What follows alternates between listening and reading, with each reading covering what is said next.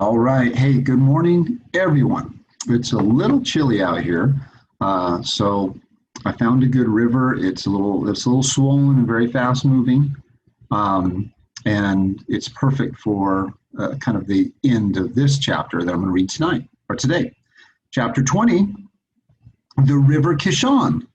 That's right behind me. Can you believe it? The River Kishon. All right. I don't know. I don't think that's the river behind me, but let's pretend it is. All right. So the River Kishon, we know now that Hannibal is there. We know that the rain has created an issue because rain makes the ground, the dirt, if you can think about that. And Harwindolus tried to do a curse, and that kind of freaked out Uriah. And then Hannibal had him promise him that he would go back and take care of Mehitabel because their family is not doing so well since Jotham and Uriah stole Jabin away from Moloch. And I think they said something like 7 other children were put in his place. Oh, can you imagine the families and the kids? Just horrible, horrible. All right, so we're on the eve of the battle right now. And this is called Chapter 20, the River Kishon. In the morning, the rain had stopped. We went out onto the field where a high place and an altar stone had been raised. The priest from Megiddo, who had come with the army, was making sacrifice. An ox was being slain, which raised our spirits, for the sacrificial meat would make fine food for the captains. But we never ate it. The horn of the lookout warned us first. "They're coming out!" someone shouted. And then the sacrifice and the sacrificial meat were forgotten. Though the priest and his attendants went calmly on with their work and their chanting, while horns sounded all around, and captains of 1,000 and captains of 100 shouted their commands. The tribes were coming out from Tabor. We could see them take form in the distance, a black horde moving over the ground in a swarm of uneven ranks. We could hear them sing a blood-chilling chant from thousands of mouths. I could not hear the words, but knew what they must be. The Lord is a man of war. The Lord is his name. Each of us knew his place. The horses were brought, and charioteers worked swiftly to harness them, while the rest of us armed ourselves and fastened down our helmets. "I wish there were a mirror," cried Hamosis, "so I could see how I must look. Ah, Sinui the stranger! Like you, I will strike terror into the hearts of the foreigners." My spear was in my hand, and at my side the curved sword and battle hatchet, shaped in the holy sign of the double axe. Hannibal and I mounted into our chariot behind Labernash and the other 2 horses. Our squadron and the others formed into battle order beyond the trenches without commands from Sisera. So well were we trained. Sisera drove his chariot back and forth along our lines, gulping down the remains of his breakfast and swallows of water to wet his throat, giving his orders to the captains of the squadrons, shouting so that as many as possible could hear his words. "Let them come out well across the plains, too far to run back to their hills. Their numbers are greater than ours, as you can see. And they are counting on that. They have not even built barricades, but they are shepherds and the children of desert rats, and they will scatter before us like chaff before the wind. The scythes of our chariots will cut them down like wheat in the fields, and you foot soldiers will not even have to finish them off. They cannot retreat. For you can see that our chariots north of Tabor have already begun to roll. Remember your training. Remember the balls. Wait for the signal." He rode back, and a roar of cheering rose up from all our throats, then died down and all was quiet within the ranks. All of us strained forward, awaiting the signal. "It is time," Hannibal whispered to me. "It must be time." But still Sisera waited. And now the chanting of thousands of Hebrews was ringing in our ears.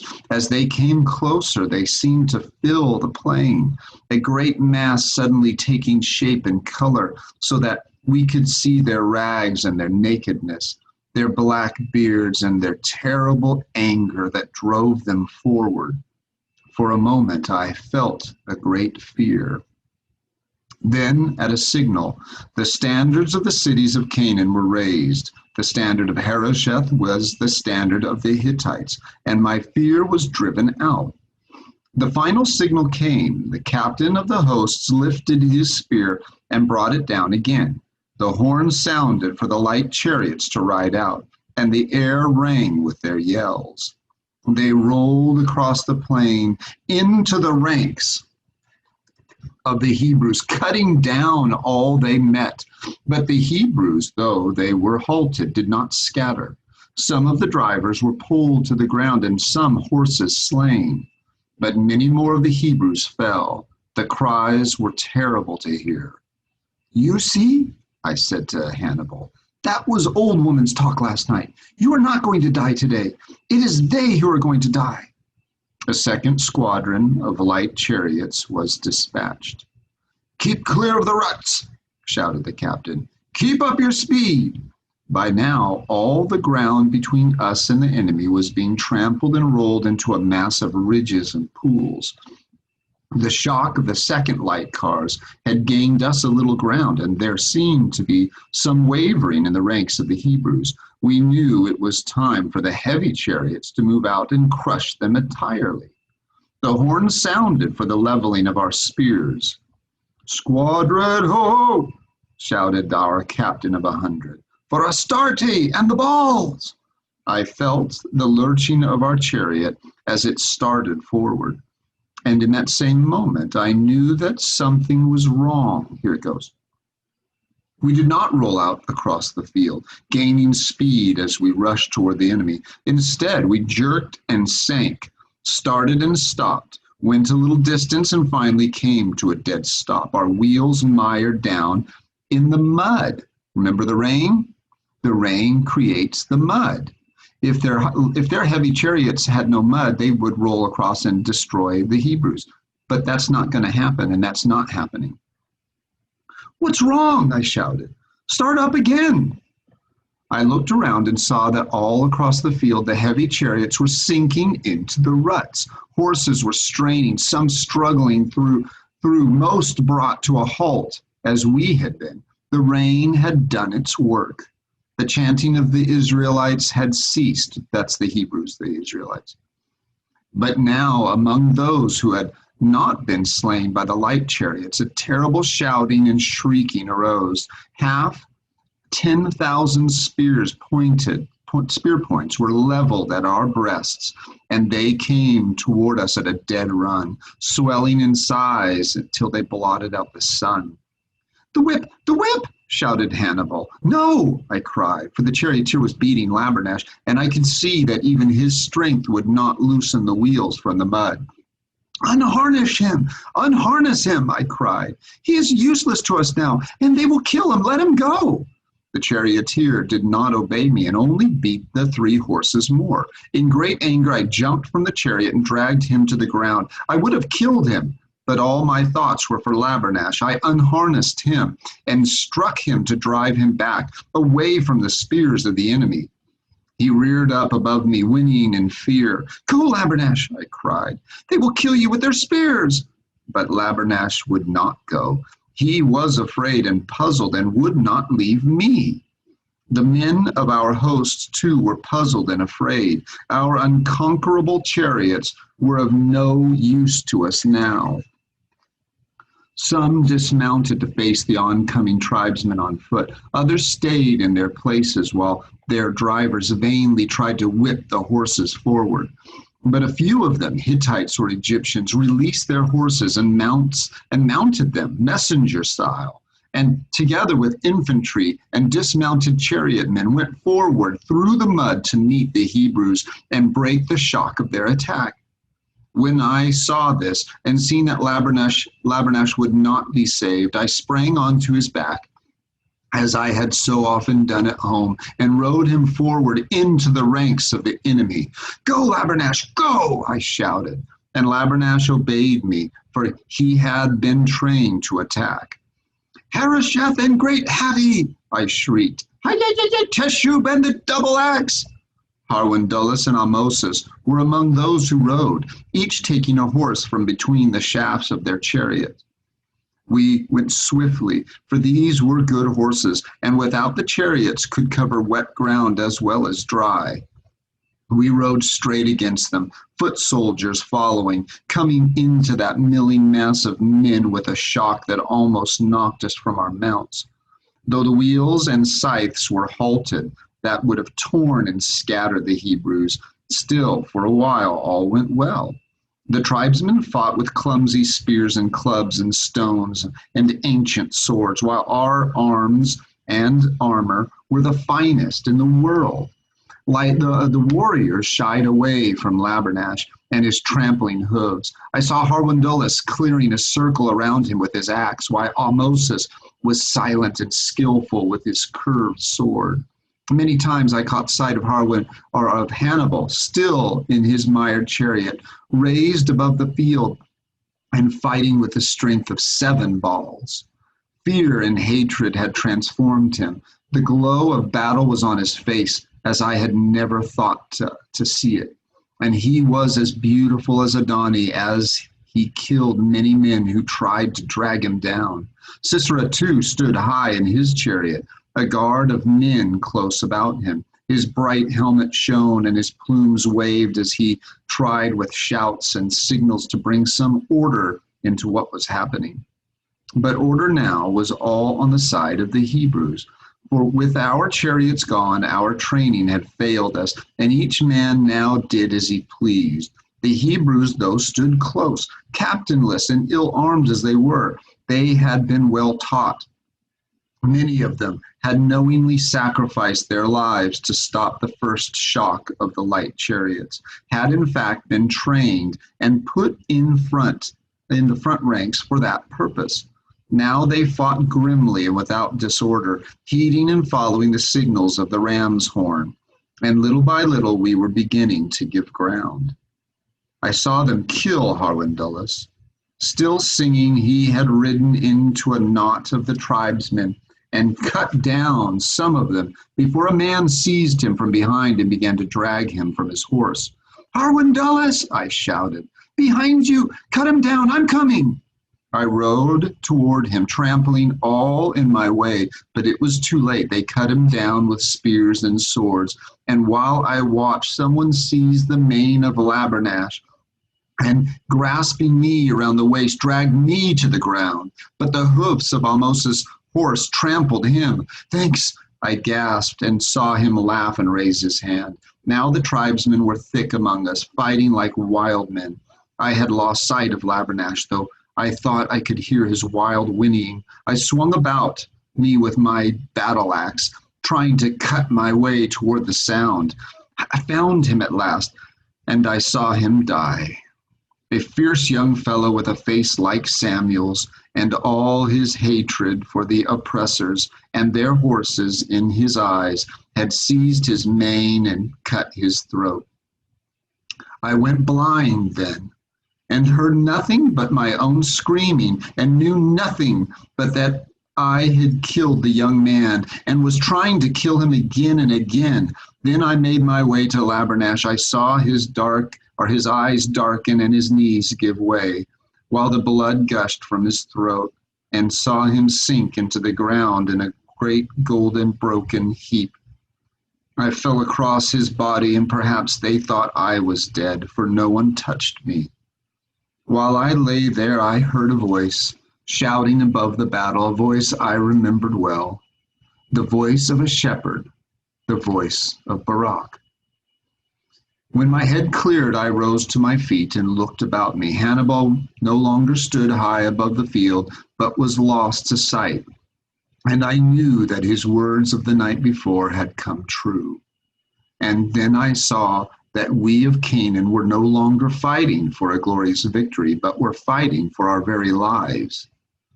They drove us back toward Megiddo, though some of us were already fleeing north toward Harosheth. All chariots had been abandoned, and even Sisera could no longer be seen. We no longer fought in squadrons and ranks, but every man for himself, and more among us began to break and run.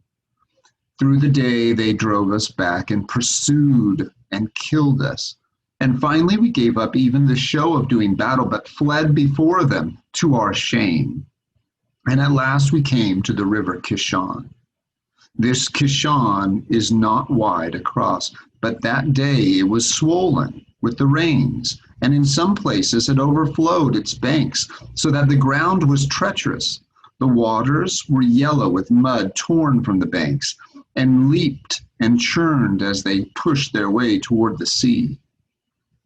I stood on the edge and could not take my eyes from those yellow waters. I hardly heard the cries and moans of our broken and fleeing hosts filling the air around me.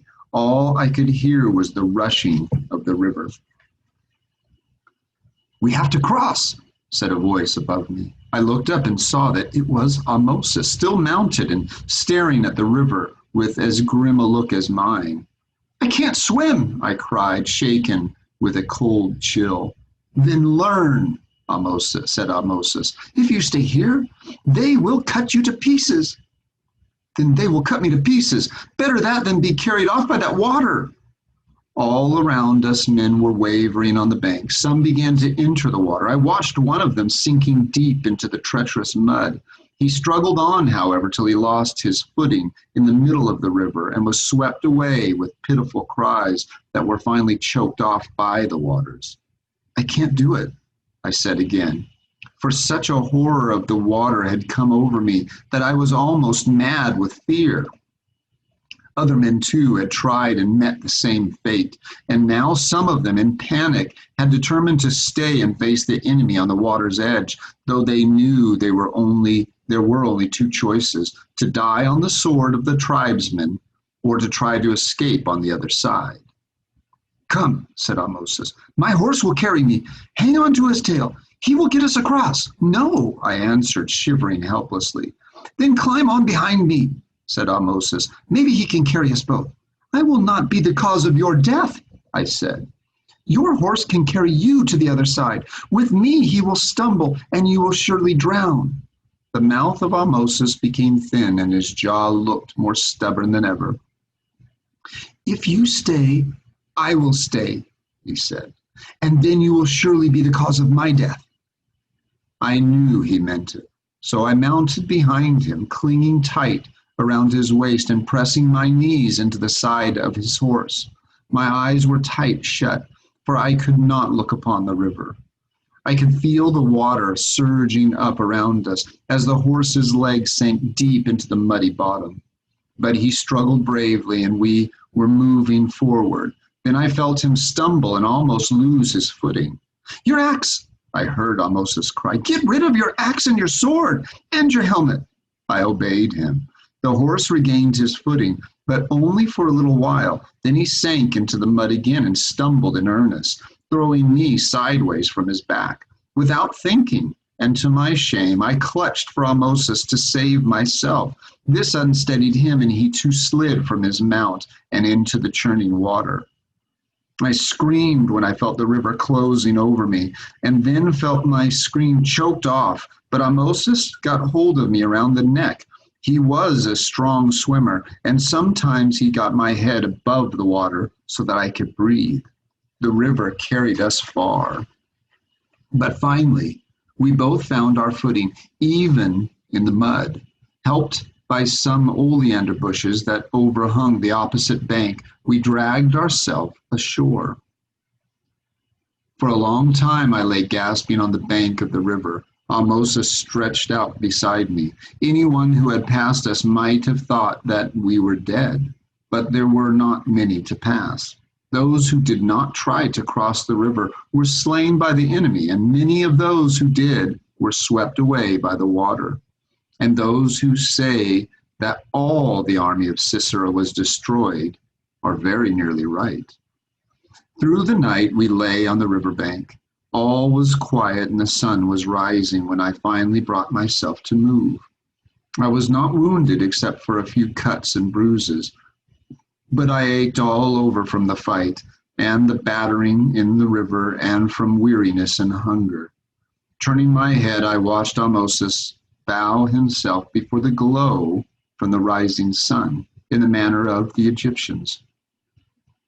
"Where are they?" I asked him, for all was so quiet. I struggled painfully to my knees. "Don't stand yet," Ahmosis warned. "You nearly drowned, and there is still much water in you." He crouched beside me. "They are dead as far as I know, and the tribesmen are following those who escaped, on toward Harosheth." I sat back trying to understand it. "Dead," I said. "All of them. Hannibal, Harwindulus. I saw Harwindulus die." I shuddered. "I know. I saw it too," said Ahmosis. "But back there," he waved his hand toward the river. "One passed me who said he had seen that Sisera escaped north." For a moment I was glad, then I felt sick with shame at the thought of Sisera coming down from his proud chariot and fleeing on his feet before the enemy. I lay back staring at Ahmosis. "The world has gone all wrong," I cried suddenly. "You are an Egyptian, and I am a Hittite, and yet you have fought beside me and saved my life. And we are beaten. How can it be?" "Are you hungry?" asked Ahmosis. He was not wondering at all this. He was like a man whom nothing could surprise, to whom everything had already happened. "I know I have seen you before," I said. "Where was it?" Ahmosis shrugged. "We had better see about getting some food, but water first." We drank our fill from the river. It was not so rough as it had been before, but was muddy still and bitter. "Have you a water skin with you?" said Ahmosis. "You had better fill it. To follow the course of the river will lead us toward Harosheth, and the Hebrews will be there. We must head west toward the sea."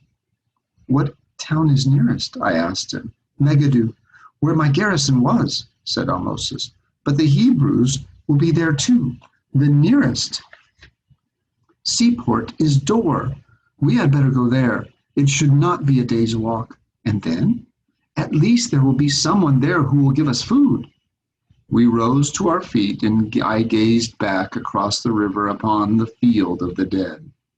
"Labernash is back there," I cried suddenly. "Are you coming?" said Ahmosis. Harwindulus should have a Hittite funeral," I said. "For 13 days we should mourn him with feasting. The fire that burns him should be quenched with 10 jugs of beer and 10 jugs of wine, and his bones laid in oil in a silver jar, wrapped in linen and a fine garment." "Come," said Ahmosis. "How long can we live without food?" But as we set out, I wept for Labernash, that he was dead, and I must leave him alone. Okay.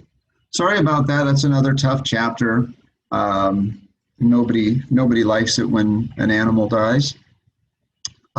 So some characters and an animal, Labernash, died. So Uriah's difficult life, painful life continues. And he's moving on somewhere with Ahmosis. Somewhere we don't know. But we will find out tomorrow where they end up. All right, guys. You have a great day. And I will see you a little bit later, and we'll be here tomorrow with some more reading. I think we're going to do 2 chapters tomorrow. Okay, take care, guys. Bye-bye.